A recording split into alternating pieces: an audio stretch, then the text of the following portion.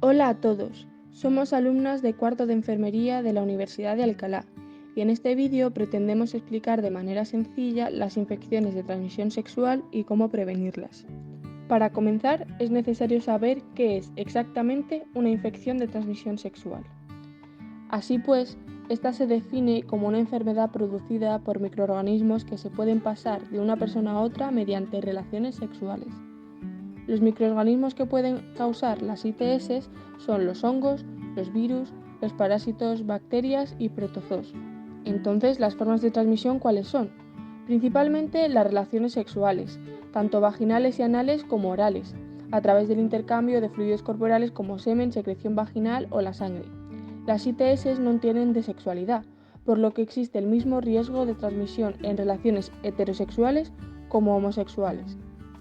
También puede darse una transmisión vertical, es decir, que el feto se contagie durante el embarazo por la sangre de la madre, durante el parto por contacto de fluidos o incluso a través de la lactancia. Algunas veces es difícil detectar si se han contraído una o varias ITS, porque puede no haber síntomas o tenerlos tan leves que se pueden confundir con otras enfermedades a las que se les presta menos atención. Por ello, una persona podría transmitir una ITS a otra sin saber que lo está haciendo. Más de 1 millón de personas contraen una infección de transmisión sexual cada día en todo el mundo. Casi 2.000 personas fueron diagnosticadas con VIH en el 2020 y el 11,1% de estas personas eran jóvenes entre 15 y 24 años. Desde las campañas de prevención de los años 90 se redujeron las infecciones, pero desde el 2000 han ido aumentando los casos de ITS, sobre todo en el rango de edad de 20 a 35 años. Lo siguiente que debemos conocer es cómo se previenen las infecciones de transmisión sexual. La respuesta es sencilla. La única manera de protegerse bien contra ellas es mediante el uso de métodos anticonceptivos. A pesar de su nombre, además de evitar el embarazo en las mujeres, son la mejor y la única protección contra las ITS. Sin embargo, no todos los métodos anticonceptivos previenen la transmisión de infecciones. Por ello, es necesario repasar un poco los tipos de métodos anticonceptivos. Por un lado, existen los métodos barrera. Su función es evitar que el semen pase a través del cérvix, de manera que no haya fecundación. Al evitar el intercambio de fluidos, evitan también las ITS. Por otro lado, están los métodos hormonales. Estos métodos utilizan hormonas que son capaces de detener la ovulación de manera que el embarazo no se produzca. Estos métodos no protegen frente a las ITS, dado que no evitan el intercambio de fluidos. Existen varias presentaciones y deben ser recetados por un médico. Los más utilizados son el DIU y las pastillas anticonceptivas. También existen los espermicidas que se pueden utilizar por sí solos o combinados con otros métodos, pero por sí solos no previenen contra las ITS. Entendida la diferencia entre ambos métodos, es evidente que los únicos que permiten tener relaciones sexuales seguras y prevenir las ITS son los métodos barrera. Existen diferentes métodos barrera. Por un lado están los preservativos masculinos, que son una fina funda que se coloca en la glande, apretando la punta que sobresale y desenrollando el resto del preservativo alrededor del cuerpo del pene. Evita que el esperma no entre en el cuerpo de la otra persona. Son de un único uso y pueden ser tanto de látex como de poliuretano. Los preservativos femeninos, aunque son menos populares, son igual de eficaces para prevenir las ITS. Estos se insertan en la vagina antes de las relaciones sexuales. Se componen de una funda con 2 anillos flexibles. Uno se aloja en el interior de la vagina y el otro, que es el más grande, se sitúa cubriendo los genitales femeninos externos. También son de un único uso. Otro método barrera, aún menos conocido, es el campo de látex. Es el único método que permite mantener relaciones sexuales orales de manera segura. Aunque no se tengan tanto en cuenta por la población hoy en día, es igual de importante protegerse adecuadamente durante la realización de esta práctica sexual. Se puede comprar en farmacias, aunque es difícil de encontrar y es bastante caro. Se puede fabricar uno fácilmente cortando la punta y el aro de un preservativo masculino, de manera que se desenvuelve y se obtiene un cuadrado fino del material del preservativo. Este se coloca sobre la vagina o el ano y evitará el intercambio de fluidos en el sexo oral. Por último, existen también el diafragma y el capuchón cervical. Aunque son métodos barrera, Estos no previenen la transmisión de ITS, ya que actúan como un tapón del cérvix, pero los fluidos siguen estando en contacto con la pared vaginal. Hay conductas que hacen que se tenga mayor predisposición a contagiarse de estas infecciones. Por ejemplo, relaciones sexuales de riesgo. No solo se trata de no utilizar preservativo, sino también su rotura durante la relación, la reutilización del preservativo o uso en más de una cavidad. Por ejemplo, al pasar del sexo vaginal al anal u oral, se debe cambiar el preservativo. Y como ya se ha comentado, se debe utilizar protección en el sexo oral.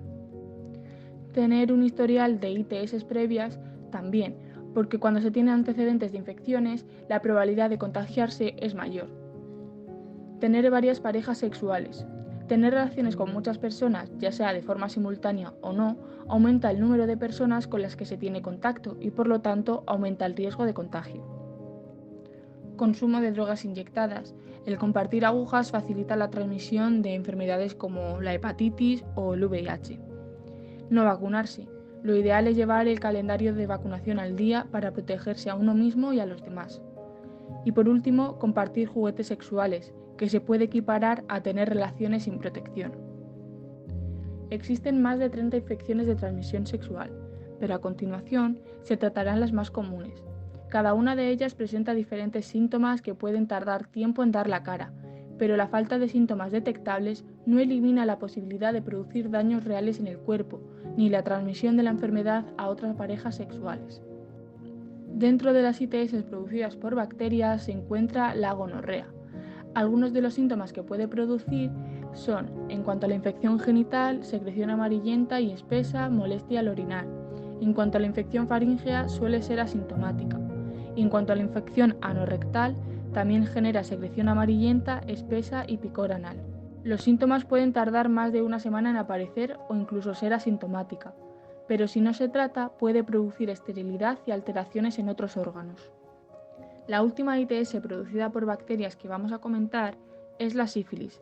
Es una infección crónica, es decir, perdura en el tiempo y presenta periodos de actividad interrumpidos por periodos de latencia. Se transmite por contacto sexual con una lesión sifilítica o a través de la sangre. La mayoría de los casos son asintomáticos, aunque en ocasiones aparece una úlcera indolora en la zona que estuvo en contacto con una lesión sifilítica.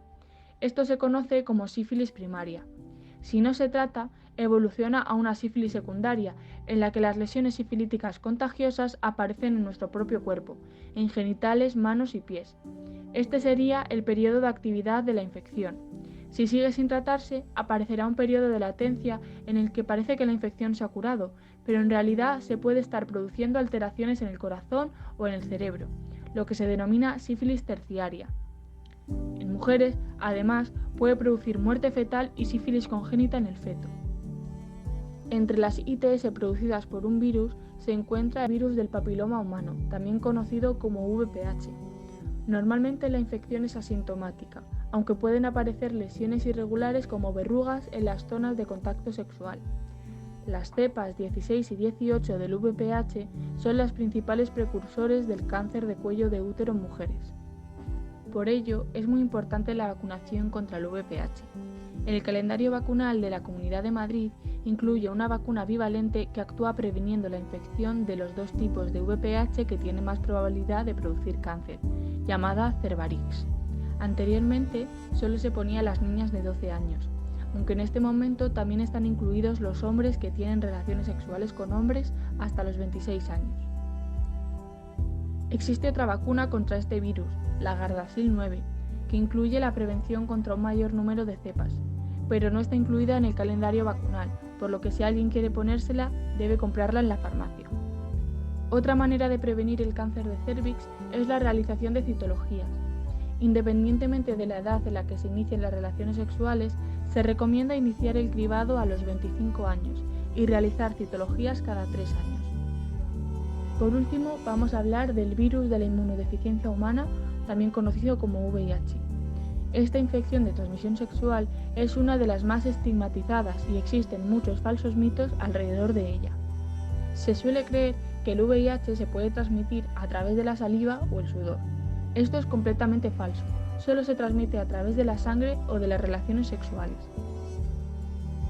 Otro falso mito relacionado con esta infección es creer que VIH y SIDA son lo mismo. Sin embargo, no todas las personas que se infectan con VIH acaban desarrollando el síndrome de inmunodeficiencia adquirido, SIDA. Con el tiempo, el VIH destruye las células CD4, que luchan contra las infecciones. Al disminuir estas células, el organismo se vuelve más sensible ante las infecciones, de manera que pueden ser muy peligrosas y complicar la vida de la persona. Estas infecciones se conocen como infecciones oportunistas. El SIDA es la fase más grave y termina provocando la muerte. Si la persona no recibe tratamiento, tarda unos 10 años en desarrollar SIDA después de haberse contagiado con el VIH. La infección aguda del VIH puede no producir síntomas o dar un cuadro semejante a una gripe. Después, el virus se queda latente en el cuerpo sin producir sintomatología notable durante años, pero sí se puede seguir transmitiendo. Con el tratamiento antirretroviral, el periodo asintomático se alarga notablemente, por lo que puede llevar una vida sana durante muchos años antes de empezar a desarrollar la sintomatología inespecífica que se produce por el deterioro progresivo del sistema inmune y que acaba desembocando en el SIDA. Además, cuando la persona tiene una buena adherencia al tratamiento, se produce una supresión viral, en la que se dice que el virus es indetectable, por lo que la persona no transmite el VIH a través del sexo. Actualmente todavía no existe ninguna vacuna ni un tratamiento curativo frente al VIH, por lo que la prevención es la única forma eficaz de luchar contra esta infección. No obstante, existen unos tratamientos profilácticos que se administran en ciertas situaciones para evitar el contagio y la proliferación del VIH. Por un lado, la profilaxis preexposición, que se administra a personas que están en riesgo de contraer infección de VIH. Esto puede darse por varios motivos, como tener relaciones sexuales con una pareja seropositiva detectable, recibir un diagnóstico de otra ITS en los últimos 6 meses o por la inyección de drogas parenterales compartiendo materiales de inyección con otras personas. Por otro lado, existe también una medicación conocida como profilaxis postexposición.